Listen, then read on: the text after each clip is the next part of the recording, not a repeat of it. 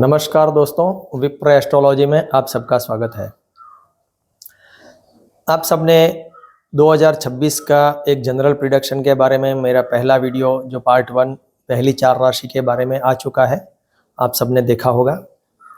आज के वीडियो में हम बाकी की 4 राशि सिंह, कन्या, तुला और वृश्चिक इसके बारे में चर्चा करेंगे और उसमें जो 9 नक्षत्र आते हैं उनके लिए हम फल कथन की चर्चा करेंगे कि 2026 का साल इनके लिए कितना शुभ कितना अशुभ, कौन सा समय शुभ कौन सा समय अशुभ, एक जनरल प्रिडिक्शन की हम चर्चा करेंगे।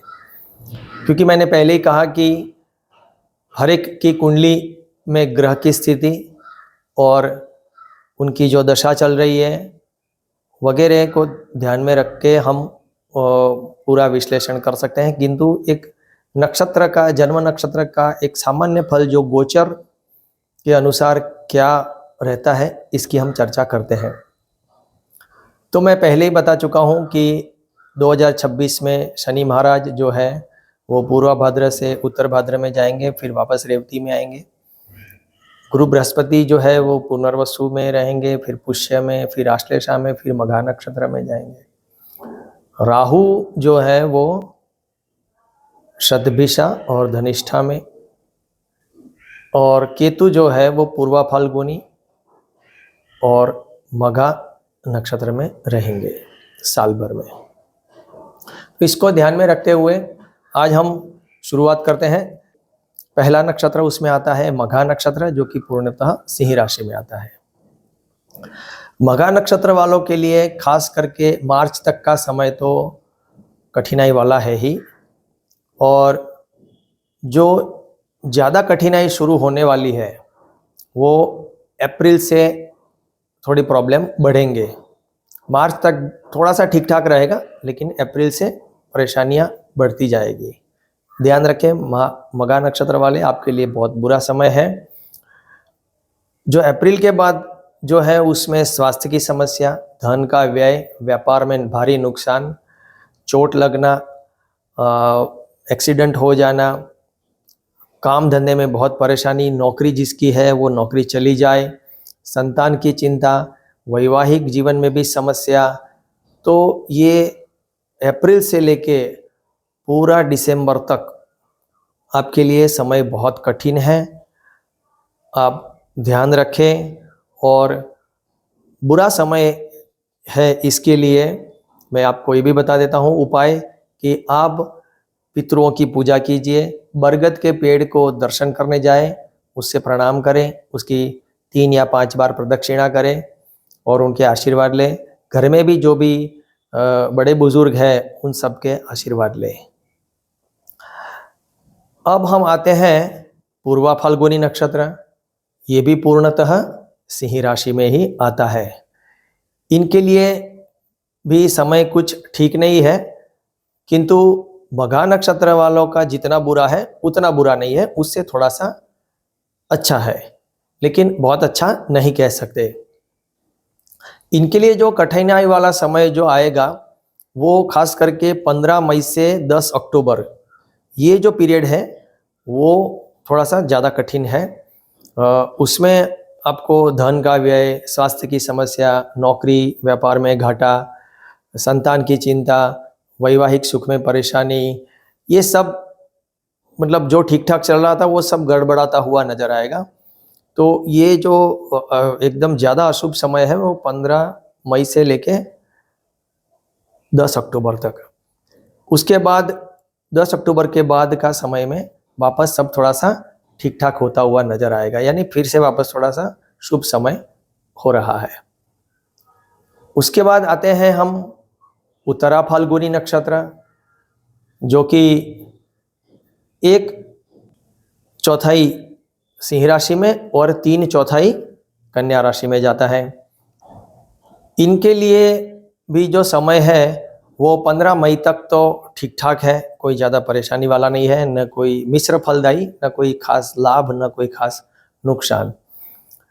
लेकिन जो 15-17 मई से लेके 10 अक्टूबर तक शनि महाराज रेवती में रहेंगे उस वक्त थोड़ी सी इनको भी दिक्कतें आ सकती है, मानसिक तनाव बने रहेगा, धन का व्यय होगा, लेकिन उतना भी ज़्यादा नहीं है। कहीं न कहीं व्यापार में लाभ भी दिखता मिलेगा, यानी धन का आगमन तो होगा लेकिन धन का खर्च बढ़ेगा।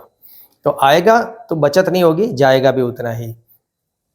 संतान प्राप्ति के भी योग बने हुए हैं, विवाह के भी योग बने हुए हैं, मित्रों और दोस्तों से भी सहकार मिल सकता है, कोई लोन भरपाई करनी है तो वो भी हो जाएगी। और जो साल के आखिरी 2 महीने हैं, नवंबर दिसंबर, उस दौरान तो आपका धन का खर्च बहुत बढ़ेगा और व्यापार में भी थोड़ा सा घाटा शुरू हो जाएगा। और ये जो पीरियड ठीक ठाक थोड़ा सा था, अक्टूबर तक टेंशन था, धन का व्यय था, लेकिन धंधा चल रहा था, आवक आ रही थी। लेकिन अब अक्टूबर से तो बुरा समय शुरू हो रहा है, ज़्यादा परेशानी स्टार्ट हो जाएगी। तो नवंबर दिसंबर ये 2 महीने तो बहुत बुरे जाने वाले, वहाँ से अशुभ समय स्टार्ट हो रहा है।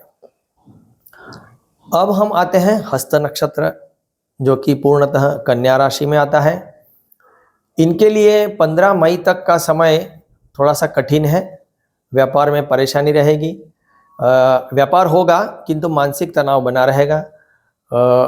नौकरी भी मिलेगी लेकिन मनपसंद नौकरी नहीं मिलेगी, तनाव बना रहेगा, घरेलू अशांति बनी रहेगी, दाम्पत्य सुख में कमी आएगी, पति पत्नी के बीच अनबन रहती हुई नजर आएगी, भाग्य का साथ कम मिलता हुआ नजर आएगा, संतान की चिंता भी रहेगी, प्रॉपर्टी वगैरह के जो कार्य हैं उसमें भी विघ्न आते हुए नजर आएंगे, यानी काम होते हुए अटकता हुआ नजर आएगा। ये सब आपको 15 मई तक का समय में थोड़ा सा ऐसा डिस्टर्बेंस देखने को मिलेगा। लेकिन जून के बाद ये स्थिति थोड़ी सी सुधरती हुई नजर आएगी, धीरे सुधार आएगा। आपका प्रॉपर्टी का कोई पेंडिंग काम है तो वो हो जाएगा, जो नौकरी इच्छुक लोग हैं उनको नौकरी मिल जाएगी, नौकरी कर रहे हैं उनको पद उन्नति की संभावना बढ़ जाएगी, जो विवाह योग्य वर कन्या है उनके विवाह के योग भी बनेंगे। बैंक लोन ले रखी है तो भरपाई करने में अब आसानी हो जाएगी, या बैंक लोन के लिए अप्लाई किया है तो वो बैंक लोन आपको मिल जाएगी। तो कहने का मतलब जून से लेकर दिसंबर तक समय थोड़ा सा ठीक है, जून तक थोड़ी सी दिक्कतें रहेगी। अब आते हैं हम चित्रा नक्षत्र पर। चित्रा नक्षत्र आधा कन्या राशि में, आधा तुला राशि में जाता है। चित्रा नक्षत्र वालों के लिए मैं कहूँगा कि वो भी काफ़ी समय से शनि और राहु जो पूर्व भाद्र नक्षत्र में गोचर कर रहे थे, उनकी वजह से, जो नक्षत्र भेद की वजह से जो मानसिक तनाव सह रहे थे, वहाँ से अब वो मुक्त हो जाएंगे। तो खास करके 20 जनवरी से शनि भी कंप्लीटली हट जाएंगे उत्तर भाद्र से, राहु महाराज तो हट चुके हैं। तो अब नक्षत्र भेद हट गया पूरी तरह से, दोनों क्रूर ग्रहों का, अशुभ ग्रहों का, पाप ग्रहों का। तो अब मानसिक तनाव जो था, अंदर एक बेचैनी थी, वो हट गई और मन में प्रसन्नता देखने को मिलेगी। और दाम्पत्य सुख जो बिगड़ा हुआ था जिनका, वो भी ठीक ठाक होता हुआ नजर आएगा। किसी के रिलेशनशिप खराब हुए थे वो भी अच्छे होते हुए नजर आएंगे। जिसकी शादी नहीं हुई थी उनकी शादी के योग भी बन रहे हैं, संतान के योग भी बने हुए हैं। किसी के भाई बहनों के साथ रिश्ते खराब हुए थे वो भी सब ठीक होने लगेंगे। व्यापार में भी आपको थोड़ा सा सुधार देखने को मिलेगा। लेकिन माता की सेहत का ध्यान रखना पड़ेगा, माता की सेहत थोड़ी खराब हो सकती है। तो कहने का मतलब यह है कि चित्रा नक्षत्र वालों के लिए ये पूरा साल काफ़ी अच्छा है और लाभ प्राप्ति के योग बने हुए हैं, धन की आवक भी बढ़ेगी और व्यापार भी बढ़ेगा। तो शुभ समय है पूरा साल। अब हम आते हैं स्वाति नक्षत्र। ये पूर्णतः तुला राशि में आता है। इनके लिए भी शुभ समय शुरू हो चुका है। जो नौकरी की इच्छा रखने वाले लोग हैं उनको नौकरी मिल जाएगी, जो नौकरी में बने हुए हैं उनको प्रगति या पद उन्नति के संभावना बनी हुई है। उसमें भी खास करके जून के बाद प्रमोशन मिलना लगभग तय है। व्यापार में भी लाभ होगा, आवक बढ़ेगी, लेकिन साथ में संतान की चिंता बनी रहेगी। वैवाहिक सुख जो है वो मिला जुला रहेगा, न शुभ न अशुभ, ठीक ठाक रहेगा। जो प्रॉपर्टी का अगर कोई काम आपका पेंडिंग है तो वो भी जून के बाद बनता हुआ नजर आएगा और धन की आवक भी बढ़ेगी। तो स्वाति नक्षत्र के लिए भी ओवरऑल देखा जाए तो साल काफ़ी अच्छा ही है, उसमें जून के बाद तो और ज़्यादा बेटर है। अब हम आते हैं विशाखा नक्षत्र के बारे में, जो कि 3/4 3/4 पार्ट तुला राशि में और 1/4 1/4 पार्ट वृश्चिक राशि में जाता है। इनके लिए भी खास करके ये समय शुभ है। उसमें भी जो 15 मई तक का समय जो है उसमें कोई दिक्कत नज़र नहीं आ रही है, कोई खास नुकसान नहीं हो रहा है, न कोई खास लाभ है, मतलब शुभ ही कह सकते हैं। कुछ हमारा नुकसान तो नहीं हो रहा है। लेकिन 15 मई के बाद वहाँ से दिसंबर तक, जो साल के आखिर तक का जो समय है उसमें तो आपको और भी शुभ हो रहा है, यानी समय आपके फेवर में और हो रहा है। नौकरी में बढ़ोतरी होगी, नौकरी मिलने की संभावना है, धन की आवक बढ़ेगी, व्यापार में वृद्धि होगी, आपका स्टेटस बढ़ जाएगा, बैंक लोन लेनी है तो मिल जाएगी, लोन ले रखी है तो भरपाई हो जाएगी, शत्रुओं पर कोई कोर्ट केस है किसी के सामने तो उसमें भी आपको सफलता मिलने की संभावना है। केवल संतान की चिंता बनी रहेगी, पारिवारिक सुख भी ठीक है। बाकी कहने का मतलब कि ये इनके लिए भी, विशाखा नक्षत्र वाले के लिए भी साल ओवरऑल ठीक है, लेकिन जो शुरुआत हो रही है अच्छी वो 15 मई के बाद का समय ज़्यादा अच्छा है। अब हम बात करते हैं अनुराधा नक्षत्र की, जो कि पूर्णतः वृश्चिक राशि में आता है। इनके लिए अशुभ समय शुरू हो चुका है। राहु की नक्षत्र लता भी लग रही है, राहु चतुर्थ जा रहा है और गुरु बृहस्पति अष्टम में है। तो खास करके इनके लिए खर्च बढ़ जाना, दाम्पत्य सुख में समस्याएं, संतान की चिंता और जो स्वास्थ्य जो है उस पर अटैक हो सकता है। मानसिक तनाव बहुत बढ़ेगा, कोई आपको चोट ना लग जाए, अकस्मात ना हो जाए, या पेट या सर की या छाती के भाग की कोई बीमारी ना आ जाए, उसमें कोई ऑपरेशन ना आ जाए, तो ये ध्यान रखें। जून तक का समय आपके लिए बहुत कठिन है, उसमें खास करके आप स्वास्थ्य का बहुत बहुत बहुत ध्यान रखें। जून के बाद जो है वो स्थिति सुधरती हुई नजर आएगी, आपकी जो भी समस्याएं थी वो धीरे धीरे धीरे ठीक होती हुई नजर आएगी अप टू दिसंबर तक। और स्वास्थ्य में भी सुधार देखने को मिलेगा, संतान की चिंता भी कम हो जाएगी और दाम्पत्य सुख में भी कमी थी वो ठीक हो जाएगी। अब हम बात करते हैं ज्येष्ठा नक्षत्र की, जो कि पूर्णतः वृश्चिक राशि में आता है और ये 9वां नक्षत्र है दूसरे राउंड का, तो ये इस वीडियो का आखिरी नक्षत्र है।